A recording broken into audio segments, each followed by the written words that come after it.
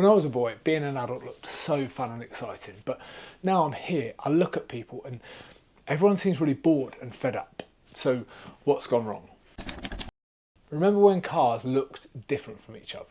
Look at the number one selling car of the 90s in the UK versus the number one selling car in Germany. They're a different shape, they're a different size, they handled differently, and they filled a different role. Whereas if you look at the current models, and all right, the Escort has been out of production for 20 years, so we use the Puma as a stand-in. Look how identical these things are. You can barely tell them apart. So what does this abundance of mid-size crossover SUVs mean for how interesting and diverse our world is to look at? And it's not just cars. If you're an 80s baby, like me, how much of this do you remember? Now, all 10 of these things, and plenty more besides, have all been consolidated into this little glass rectangle we all carry. It's obviously more convenient having a smartphone, a single device in your pocket which does everything, instead of all those bits of kit. But we do lose a bunch of variety and opportunities to express ourselves. And the overriding design aesthetic is, let's say, Scandinavian chic. It's sparse and austere. And don't get me started on jobs.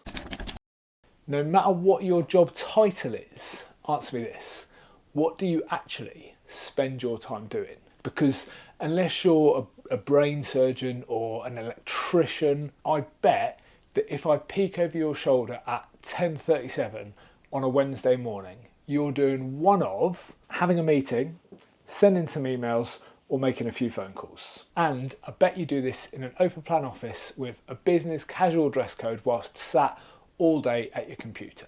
And I'm sure this is all a very efficient way of working, and maybe you're very well paid, in which case good for you. But not that long ago, just our parents or grandparents even, we would have spent different parts of our days, different parts of our lives doing really varied activities. No wonder everyone looks so bored when so much of our daily life looks and feels the exact same.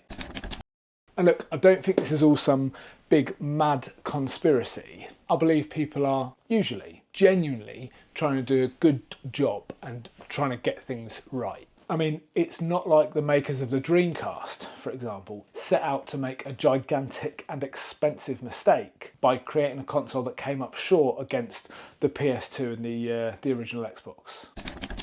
The internet and increased communications have revolutionised our world. Ideas can be shared instantaneously across the globe, meaning we now have an overwhelming abundance of stats and facts. So when we're constantly plugged into everyone else's ideas of the right way of doing things, what scope do we have of being different and working in line with our individuality? For example, some people thrive by working in that office environment I mentioned, but some people are bored shitless. And when every single office is open plan, if you're one of those people that deviates from like the average, you're out of luck, because homogenization of the world reduces the variety of options. Options which might be less efficient on average, but for you specifically might be the most enjoyable and effective. If you're shopping for some new wheels, you might Google what's the best car, but I bet Lewis Hamilton needs a different answer of what's best than your nan does.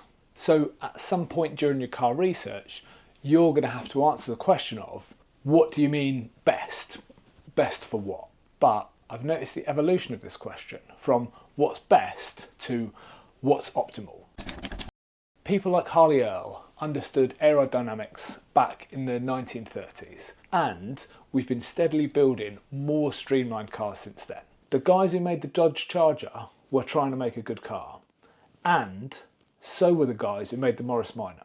Now, they obviously had different definitions of what good meant, whilst now we've all got the facts and stats telling us the right way to make a car, which does give us better miles per gallon, sure, but gone are the days of weird and wonderful machines all over the streets. And all of these represent slightly different solutions to our slightly different problems. Whilst now it's just acres of identical cars all looking the exact same in white, grey or navy. Now, I can't get too much on my high horse here. I could drive an interesting old car with dogshit fuel economy, but stopping to pay £100 every time I see a petrol station isn't my idea of a good time. So efficiency and optimization do have a lot of advantages. Now, I do see this pressure to optimize, to always do things the right way, kills experimentations, because if you try something new, if you deviate from the system and you miss, you get slated. Whereas if you deviate and score a hit, you don't get that much credit for being an innovator. So why bother trying anything different? Well, look at Blackberries. These were perfectly optimized for what they did. Then the world changed, and when was the last time you saw one? Same thing with evolution. They were dinosaurs, perfectly adapted to their environment. Then something changed, and when was the last time you saw a dinosaur?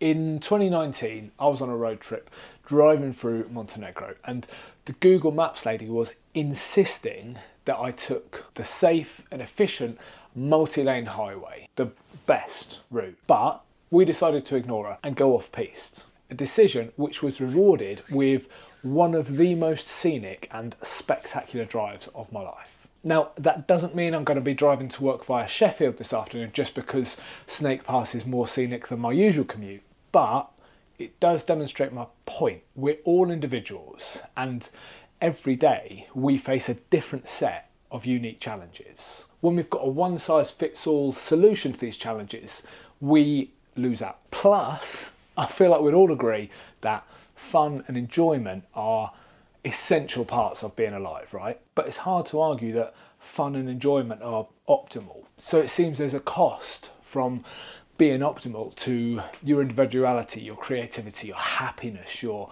freedom of expression. Soren Johnson, a video game designer for the Civilization game series, said in an interview in 2011 that developers had to be constantly aware that given the opportunity, players will optimise the fun out of a game. A game only made for fun and enjoyment. So if we can do that with a game, are we also optimising the fun out of life? If you like rugby, people can say it's stupid because football's better. If you like golf, people can say that's only a good way to ruin a walk. If you support United, you're wrong for not liking City. Whatever, you get the picture. There's always a different option. I like going to the gym, but it's silly. I'm just picking up circular bits of metal whilst counting to 10 in my head. I like playing video games, but as well as feeling like I'm some crusading hero saving the world from a great evil, this pastime is also literally me sat on the sofa twiddling my thumbs. Liking stuff is fun, but it's also kind of silly. And it shows a vulnerability because if people know what you like, they can ridicule it or take it away from you. And when you add the internet, there's a window to the world to see just how many people out there think your thing is stupid. Talk about adding fuel to the fire. And this can put us off from indulging our individuality, because who the hell wants to look stupid in front of a billion strangers on the internet? But do you know what I think is even stupider? Not doing the silly things we enjoy because we don't want to look silly, and instead just be bored. But look, maybe I'm hypersensitive to this because in my job as a personal trainer, I get to speak to a lot of guys, and so many of them ask me for the best diet or the best workout. But unless your name is Mohammed King Kong Tyson, the best plan in the world probably isn't right for you, because the sacrifices involved in becoming a world champion are miles different than the sacrifices needed to not feel so fat and shit all the time. And certainly in my experience, we're all much happier with the best for you rather than the best. Hence my cleverly titled, I don't want a six pack, I just want to feel less fat and shit. The most optimal way to shred belly fat. Sorry, I really couldn't resist that gag. Anyway, as it's January, you can grab your free copy today via the link below. I've been Ian Dowie, the online PT, not the old palace manager, and I'm off to indulge my individuality and do some fun and silly stuff, which you possibly think is lame, but that doesn't matter. Cheers for watching.